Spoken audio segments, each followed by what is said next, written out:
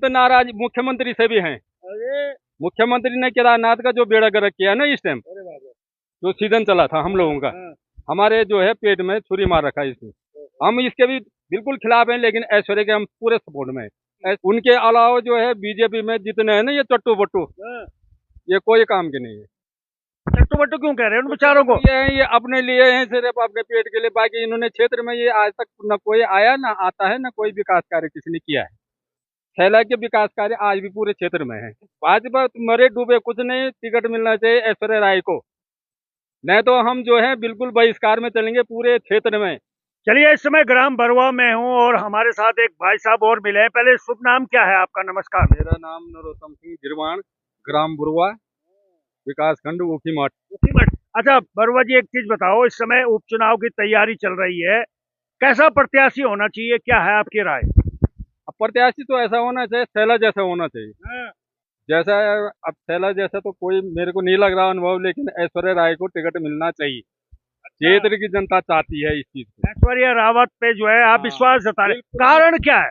कारण ये है कि जो क्षेत्र के विकास के लिए जो छैला ने काम किया था, शायद हमें उम्मीद है कि ऐश्वर्या राय भी काम करेंगे।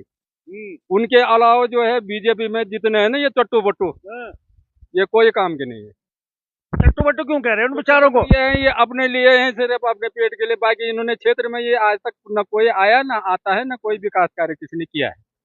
छैला के विकास कार्य आज भी पूरे क्षेत्र में है, और छैला की संपत्ति वोट भी 10% से ज्यादा उसकी यहाँ है इस क्षेत्र में, विधानसभा क्षेत्र में। तो भाजपा के लिए तो बड़ी वो विकट स्थिति हो रखी है। अब भाजपा के लिए दिक्कत, भाजपा मरे डूबे कुछ नहीं, टिकट मिलना चाहिए ऐश्वर्या राय को, नहीं तो हम जो है बिल्कुल बहिष्कार में चलेंगे पूरे क्षेत्र में। इतने नाराज, इतने इतने क्षेत्र में इतने नाराज क्यों हो? हम विशेष तौर पर चलेंगे प्रचार प्रसार में। अच्छा, नाराजगी वाला। हम तो नाराज मुख्यमंत्री से भी हैं। अरे मुख्यमंत्री ने केदारनाथ का जो बेड़ा गर्क किया ना इस टाइम, अरे बाप रे। जो सीजन चला था हम लोगों का, हाँ। हमारे जो है पेट में छुरी मार रखा है इसने। हम इसके भी बिल्कुल खिलाफ हैं, लेकिन ऐश्वर्य के हम पूरे सपोर्ट में हैं। ऐश्वर्य के अलावा हम किसी का सपोर्ट में नहीं। चलिए, एक चीज और जानने की कोशिश करेंगे। यात्राओं के दौरान यात्रा तो तभी भी चलती होगी जब शैला रानी रावत थी, और यात्रा आज भी चली है जब शैला रानी रावत नहीं है। कितना अंतर नजर आया आपको? अंतर तो 100% अंतर है। शैला रानी रावत जब थी तो पूरे केदारनाथ के मजदूरों का उन्होंने पूरा हित किया था। हाँ। आज की डेट पर जब शैला रानी रावत जी बीमार हुए, गुजर गए, तो इस क्षेत्र की केदारनाथ की पूरी अनदेखी कर रखी है मुख्यमंत्री ने। क्योंकि हमने जो है वहाँ पर 45,000 टैक्स दिया है टेंट का, और हमारे टेंट जो है मई जून में भी नहीं लगे। और खच्चर वालों के खच्चर 5-5 लाख के हैं, उनका भी 1 रुपया कहीं कमाई नहीं हुई। दुकान वालों का वही हाल हुआ। लेकिन आज वो अपने गद्दी पे ऐश कर रहा है, लेकिन उसको ये नहीं कि मजदूरों की क्या दशा है केदारनाथ में। लोग वहां से अपने बोरी बिस्तर लाने के लिए पैसा नहीं है लोगों के पास। हमने 45,000 टैक्स देने के बाद हम जीरो पे हैं। बैंक का पैसा कहाँ से देना हमने? लेकिन इसमें हम मुख्यमंत्री से सख्त विरोध और नाराजगी है हमारे इस क्षेत्र में। पूरे क्षेत्र में आप जहाँ भी जाओ इस विधानसभा क्षेत्र में लोगों का बहिष्कार है कि हम बीजेपी को वोट देना ही नहीं है। लेकिन इसलिए दे रहे हैं हम कि शैला मैडम की रावत की संपत्ति है, इसलिए हम ऐश्वर्या रावत को यहाँ से वोट देंगे और जिताएंगे, ये कन्फर्म है। चलिए, बहुत बहुत धन्यवाद। चलिए, चलते चलते इस समय मैं पहुंचा हूं राव लेक में और मुझे मिले हैं नेगी जी। नेगी जी इस इलाके से बहुत अच्छे से परिचित हैं और नेताओं से भी बहुत अच्छे परिचित हैं, तो इनसे बात इंटरेस्टिंग होने वाली है। सबसे पहले नेगी जी, बहुत बहुत धन्यवाद कि आपने हमें अपना अमूल्य समय दिया। धन्यवाद बहुगुणा जी आपका कि आप इतनी दूर दराज क्षेत्रों में आए हैं, और कुछ ना कुछ हमें उम्मीद है कि आप यहाँ से कुछ ना कुछ सही सोच लेके जाएंगे। और उम्मीद तो भाई साहब, अब देखो सीजन ही चल रहा है, अब हम इन नेताओं लोगों पे उम्मीदें करते हैं कि हमें चाहिए कि एक कुशल नेतृत्व हमें मिले घाटी को। आपने घाटी का हाल देखा ही होगा, सड़कें का क्या हाल है। और इस समय हमें मौका है कि कोई अच्छा सा नया प्रतिनिधि हमें अच्छा सा दे दे कि उसकी भी भविष्य के लिए और आगे वो हो जाएगी, और हम लोगों को भी उस उम्मीद टिकी रहेगी। नए से तरह मतलब इशारा किधर को कर रहे हैं आप? अब नए हैं सर, जैसे शैला रानी जी की बेटी ऐश्वर्या रावत जी है, तो वो भी अभी नए चेहरे हैं। अन्य लोग भी सोच रहे हैं, तो देखे कि जो नया मिलेगा तो कुछ सोचेगा ना नया करने के लिए, तो उसको आगे की सोचेगा वो।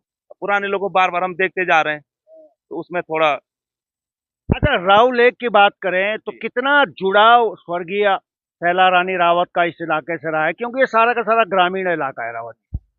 सर स्वर्गीय शैला रानी रावत जी का तो पहले वो अपना घर मानती थी यहाँ से।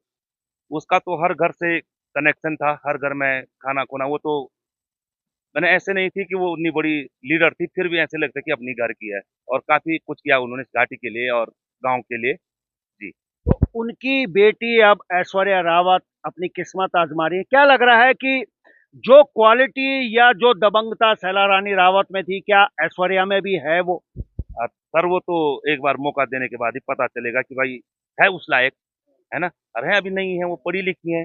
कुछ तो उन्हें अपना उनसे सीखा होगा, कुछ बताया होगा उनको कि आगे के लिए कुछ करना है, कहाँ काम छोटा होगा तो वो कर सकते हैं उसको पूरा। लेकिन भाजपा के लिए तो बड़ी कसमकस की स्थिति बनी हुई है। उसकी समझ में नहीं आ रहा है कि हम प्रत्याशी बनाएं किसे। तो मुझे लग रहा है कि आप कुछ काम आसान कर दो उनका, आज लग रहा है। हाँ जी, बात सही है सर। अब वही है कि नहीं, तेरे को भी मौका देना चाहिए, वो भी आगे पार्टी के लिए कुछ करे। जी। पार्टी के लिए कुछ करे तो ऐश्वर्या से कैसी उम्मीद है? मतलब आपको क्या लग रहा है कि वो इस क्षेत्र में आ जा सकती हैं, पढ़ी लिखी हैं? क्या कुछ उम्मीदें क्या है? हाँ जरूर आएंगी सर। तो जनता का उन पे भरोसा है, तो उनको खरा उतरना चाहिए और अपनी माता जी का आशीर्वाद जो दिया होगा उनको, तो उसको सकारात्मक करना चाहिए। अच्छा, इधर स्वास्थ्य की जो व्यवस्थाएं हैं उनको लेके क्या कुछ जानकारी आप देंगे? सर अभी तो स्वास्थ्य का बुरा हाल है। अभी एक आयुर्वेदिक हॉस्पिटल यहीं पे बना है, फार्मासिस्ट वो लोग हैं, पर लेकिन वो अभी वो नहीं हुआ।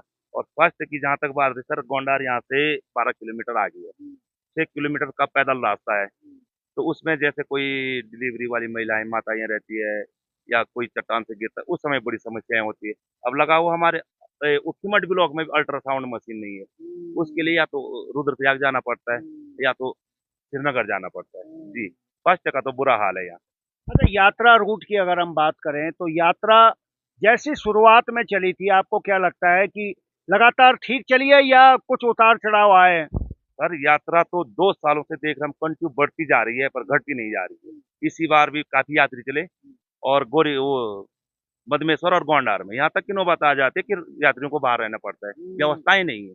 जी, तो मैं चाहता हूँ कि सरकार थोड़ा इधर भी आप ध्यान देगी ना, कि जब हम लोग इनका अच्छा से वो करेंगे तो उनको भी कुछ सोचना पड़ेगा हमारे बारे में। सरकार का ही प्रतिनिधि तो होता है जी।